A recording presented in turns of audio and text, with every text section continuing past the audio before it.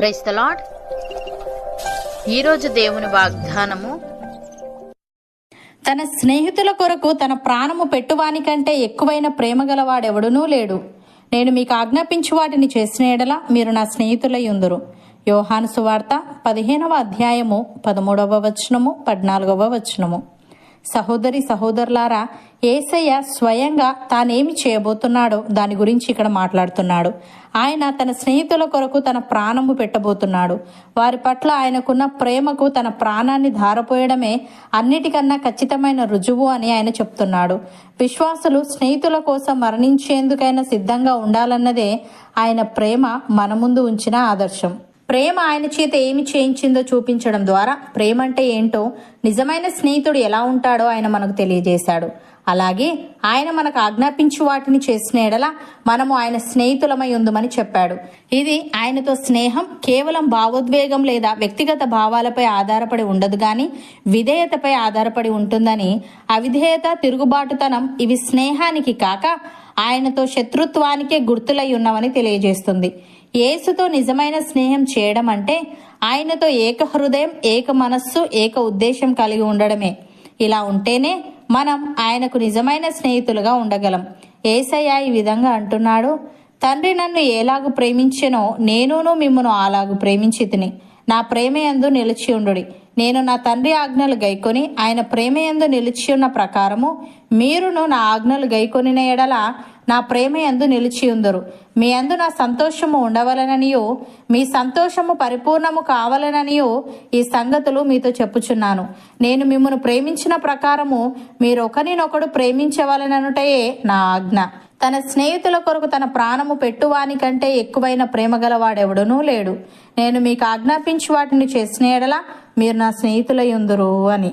ప్రియులారా, మనం యేసును గూర్చి విని ఆయన యందలి సత్యము ఉన్నది ఉన్నట్టుగానే ఆయన యందు ఉపదేశింపబడిన వారమైన ఎడల మనం అలాగూ క్రీస్తును నేర్చుకున్న వారము కాము. కావున మునుపటి ప్రవర్తన విషయములోనైతే మోసకరమైన దురాశ వలన చెడిపోవు మన ప్రాచీన స్వభావమును వదులుకొని మన చిత్తవృత్తి యందు నూతనపరచబడిన వారమై నీతియు యథార్థమైన భక్తియు గలవారమై దేవుని పోలికగా సృష్టింపబడిన నవీన స్వభావమును ధరించుకొనవలసిన వారమై ఉన్నాము. అపోస్తలుడైన పేతురు ఈ విధంగా అంటున్నాడు, దేవుని గూర్చినట్టియో మన ప్రభువైన యేసును గూర్చినట్టియోనైనా అనుభవ జ్ఞానము వలన మీకు కృపయు సమాధానమును విస్తరించునుగాక.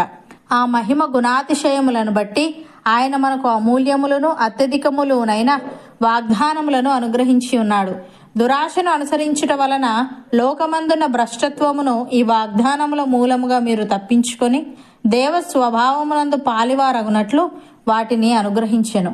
ఆ హేతువు చేతనే మీ మట్టుకు మీరు పూర్ణ జాగ్రత్త గలవారై మీ విశ్వాసమునందు సద్గుణమును, సద్గుణమునందు జ్ఞానమును, జ్ఞానమునందు ఆశా నిగ్రహమును, ఆశా నిగ్రహమునందు సహనమును, సహనమునందు భక్తిని, భక్తి యందు సహోదర ప్రేమను, సహోదర ప్రేమ యందు దయను అమర్చుకొనుడి. ఇవి మీకు కలిగి విస్తరించిన ఎడల అవి మన ప్రభువైన యేసుక్రీస్తును గూర్చిన అనుభవ జ్ఞాన విషయములో మిమ్మను సోమరులైనను నిష్ఫలులైనను కాకుండా చేయును. ఇవి ఎవనికి లేకపోవునో వాడు తన పూర్వ పాపములకు శుద్ధి కలిగిన సంగతి మరిచిపోయి గురుడివాడును దూరదృష్టి లేనివాడు నగును అని. సహోదరి సహోదరులారా, మీరు ప్రియులైన పిల్లల వలె దేవుణ్ణి పోలి నడుచుకొనుడి. క్రీస్తు మిమ్మను ప్రేమించి పరిమళ వాసనగా ఉండుటకు మన కొరకు తన్ను తాను దేవునికి అర్పణముగాను బలిగాను అప్పగించుకొనెను. అలాగుననే మీరును ప్రేమ కలిగి నడుచుకొనుడి. మీలో జారత్వమే గాని ఏ విధమైన అపవిత్రతయే గాని లోభత్వమే గాని వీటి పేరైనను ఎత్తకూడదు. ఇదే పరిశుద్ధులకు తగినది. కృతజ్ఞతావచనమే మీరు ఉచ్చరింపవలెను గాని మీరు బూతులైనను పోకిరి మాటలైనను సరసోక్తులైనను ఉచ్చరింపకూడదు. ఇవి మీకు తగవు. అవును అన్నవారు నాతో పాటు ప్రార్థనలో ఏకీభవించండి.